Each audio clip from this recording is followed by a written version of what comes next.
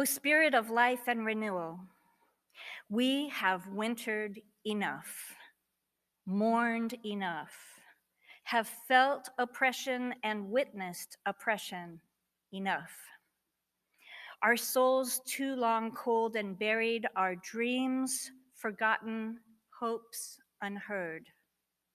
We are waiting to rise from the dead.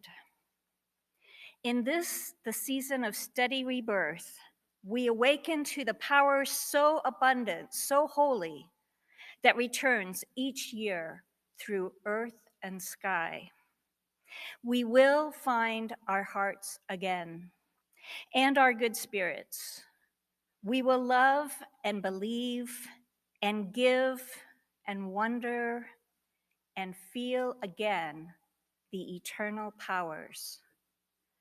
The flow of life moves ever onward through one faithful spring and another, and now another. May we be forever grateful.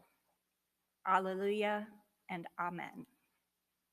With these opening words, adapted from a reading by the Unitarian Universalist minister Jane Jepka, we begin our annual celebration of Easter, which includes a Unitarian Universalist flower communion. For the second year in a row, we're doing it virtually. My name is the Reverend Dr. Julie Kane, and on behalf of the entire congregation of the Unitarian Universalist Church of the Shenandoah Valley, we thank you for joining us today for our Easter service titled Holy Boldness.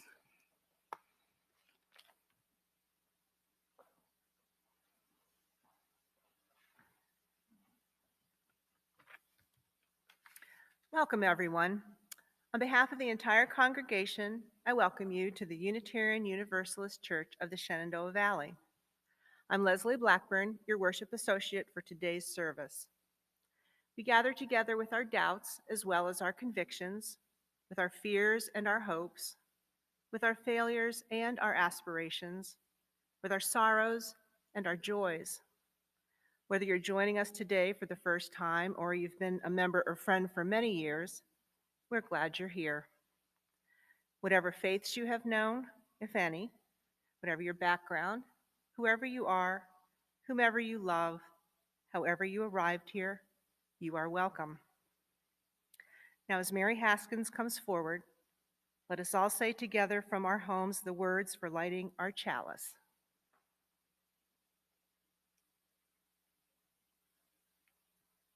In the light of truth and in the warmth of love, we gather to seek, to sustain, to share.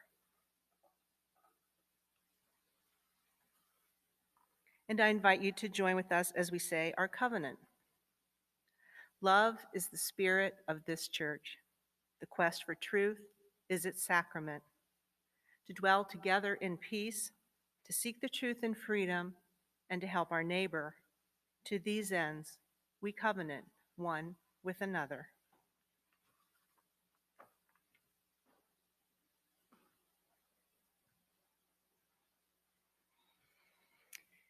In preparing for our weekly time of silence, I have a little bit of a longer introduction that I have recently. There's so much going on in the world and in our country right now.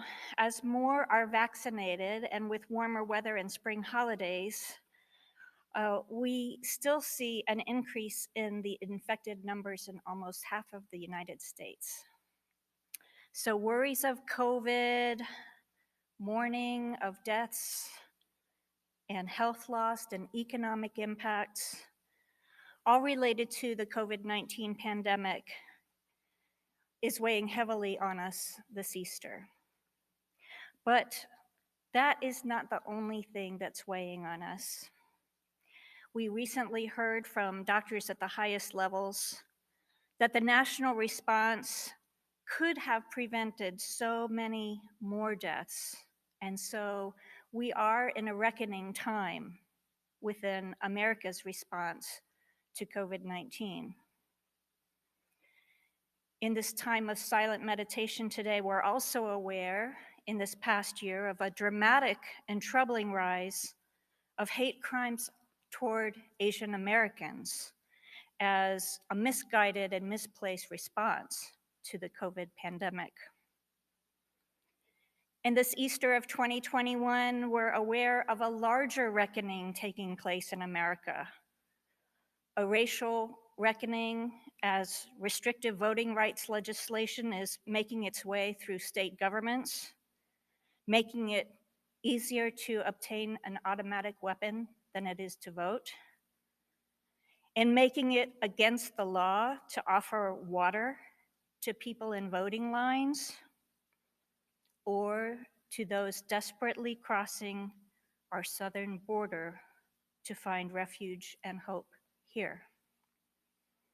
So many children fleeing home countries with hopes of a new and better life in these United States. And at the same time, we're witnessing nationally in graphic detail not only a police officer on trial, but the American justice system on trial, and actually the larger American public as well. A trial to address yet another death of an unarmed African American, George Floyd, in broad daylight last May. Our American justice system is on trial, as is the American public, to determine if the police and others may continue to act with impunity in these public acts of basically terrorism, equivalent in many ways to our national history of lynching as a spectator event.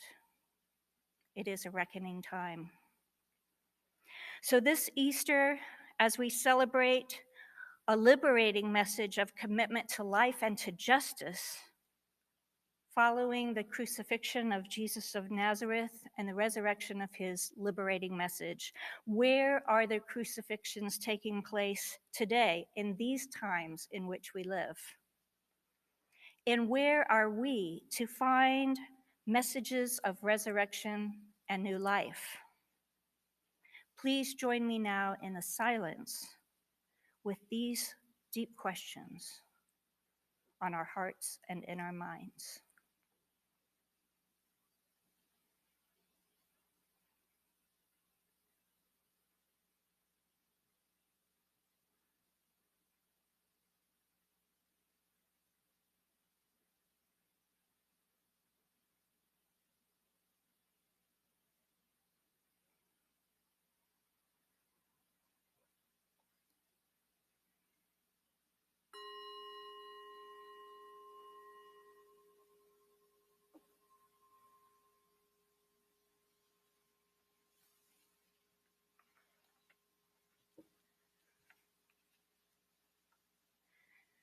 Many Unitarian Universalists across our country are celebrating Easter today with a flower communion, as we are. This ritual was created by a Unitarian minister in Czechoslovakia, his name Norbert Čapek. When Čapek first created this ritual in his very large church in Prague, it was to be celebrated actually on the last Sunday of the school year, so that all the children and adults could come together and participate in it before the summer break. But Unitarian Universalists started doing our flower communion on Easter because Norbert Čapek was captured in 1940 by Nazi soldiers during World War II.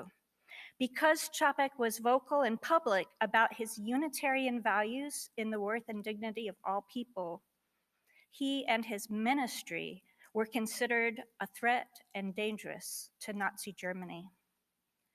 Norbert Čapek was killed in Dachau prison, but the legacy of his life's work and the basic values he lived and died for are still alive and in our flower communion that we celebrate today and in our living faith of Unitarian Universalism. And so as we prepare to move forward in today's service. In lieu of being able to do a flower communion all together here in our lovely sanctuary, Robert Hurt has prepared a beautiful musical meditation celebrating flowers we have seen in this space throughout the year, but also in the surrounding areas, including a couple of flowers from California, where Robert is right now. So please enjoy this musical meditation, and if you have with you a beautiful flower or blossom, please also meditate on the beauty and fragility of that glorious display of spring and life.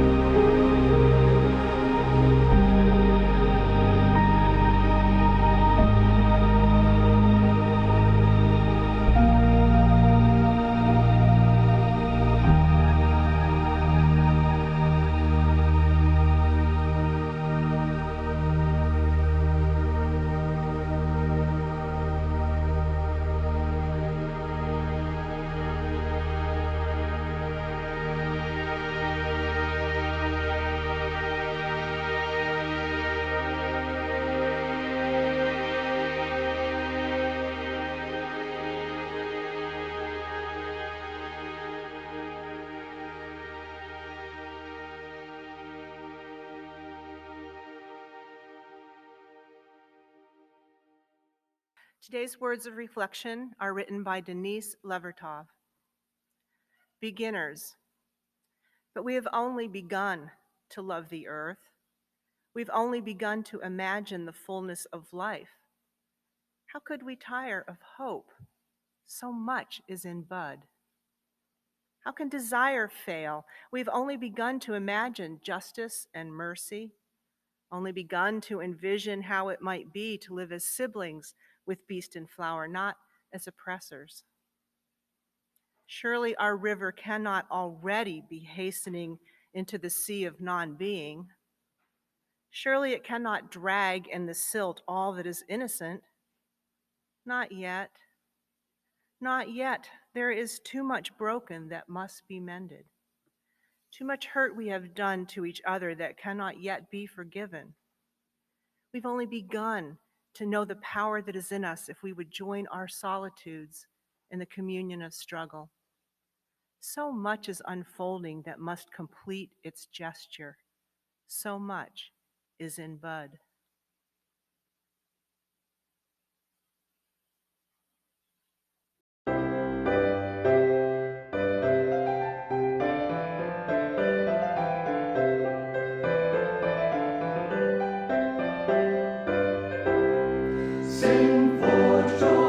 Sing out a joyful song, sing out a joyful song, sing joy and praise forevermore. Sing for joy, sing out a joyful song, sing out a joyful song, sing joy and praise forevermore. Joy, joy, sing out a joyful song, sing out a joyful song. Joy, joy, joy, sing for joy. Sing out a joyful song, sing joy and praise forevermore. Sing joy and praise forevermore. Joy, joy, joy, sing for joy. Sing out a joyful song, sing joy and praise forevermore.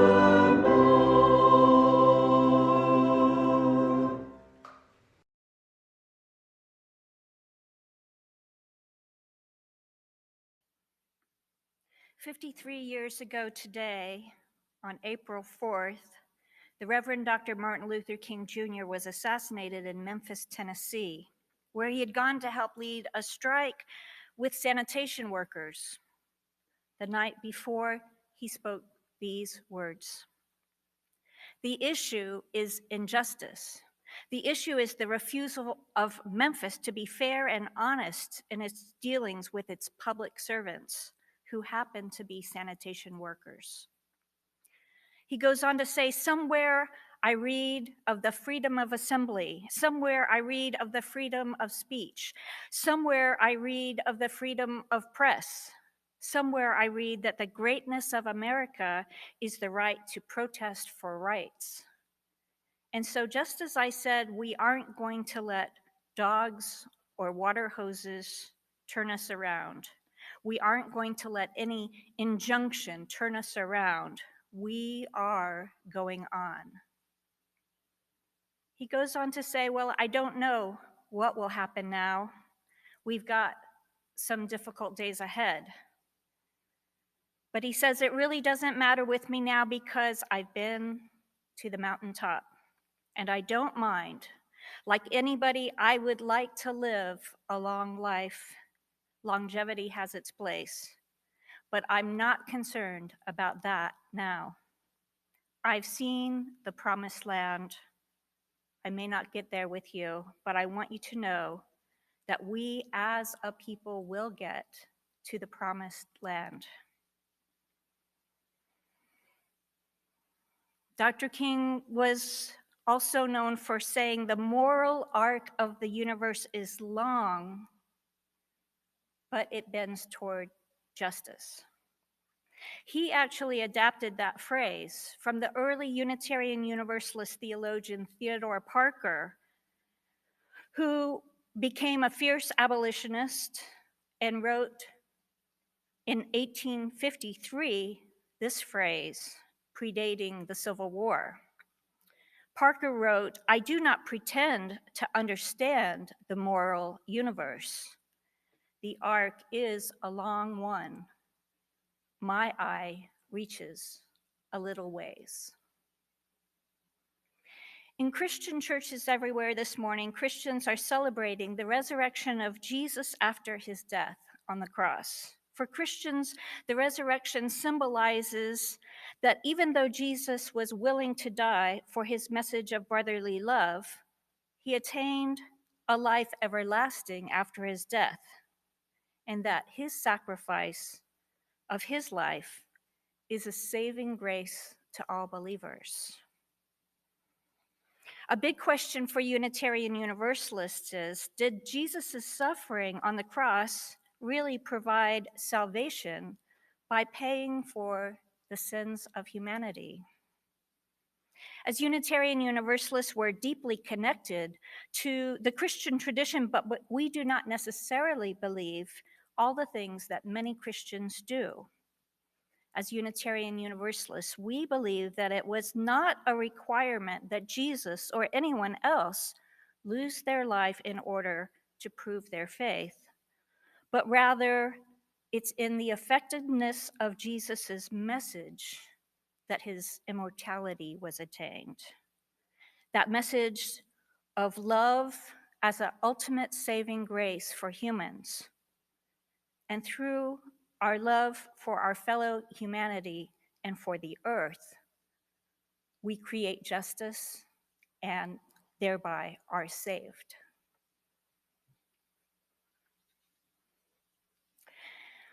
In a spring issue of the UU World magazine in 2002, the Reverend Dr. Rebecca Parker published an article called "Can Violence Save?"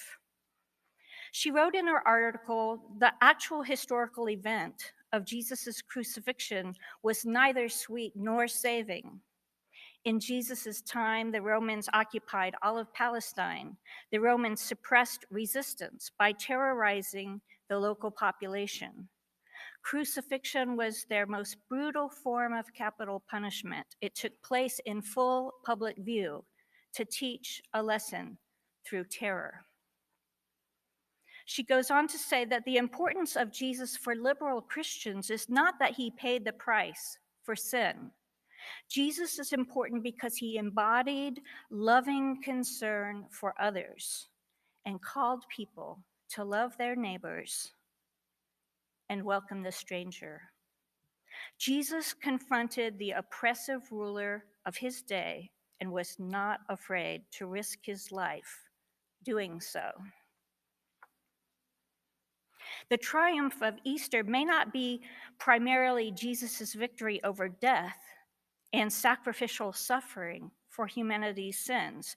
The triumph of Easter may instead be a holy boldness in resisting the evils of oppression and domination in all its forms. In Rebecca Parker's sermon, she refers to Walter Rauschenbusch, the famed theologian of the American social gospel, when she identifies the root of sin not as a rebellious refusal to obey God, but a deep-seated selfishness. In the tradition of the social gospel, she goes on to say, sin is the betrayal of the bonds of care among human beings. Quoting Rauschenbusch, she writes, if selfishness is the core human failing, the cure is loving concern for others, the transcendence of selfishness.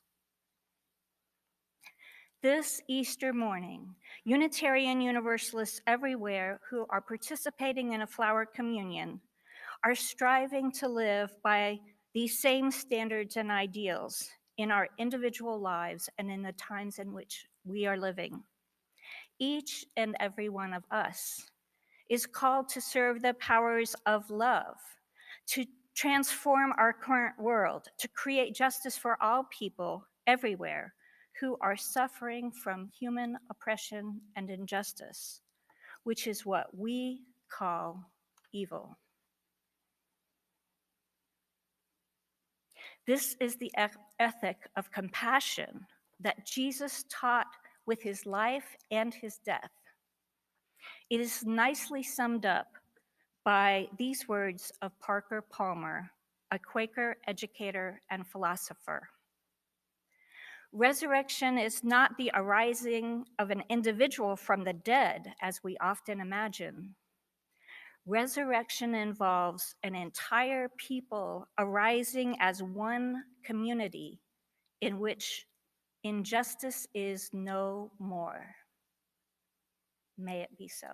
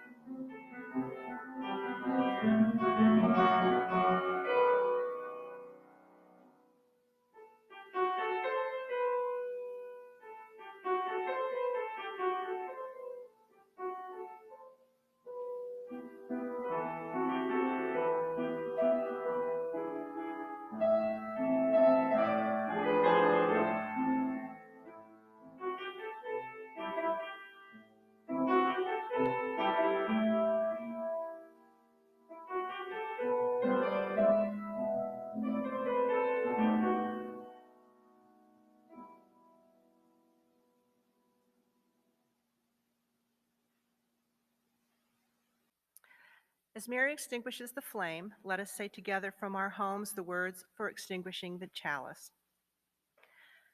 We extinguish this flame, but not the light of truth, the warmth of our community, or the fire of commitment. These we carry in our hearts until we meet again. The purpose of this church is to encourage all who gather to grow more generous in spirit and in action. We hope you will consider making an offering after today's service through our webpage, uushenandoah.org. This will allow us to exercise that generosity of spirit for this self-supporting church and its many ministries which continue while we're not able to be physically together. And we invite you to join our church community at noon for our virtual post-service gathering for joys and concerns, followed by our coffee hour conversations in smaller breakout groups. The Zoom link is found in your UUCSV email. Thank you for joining us today.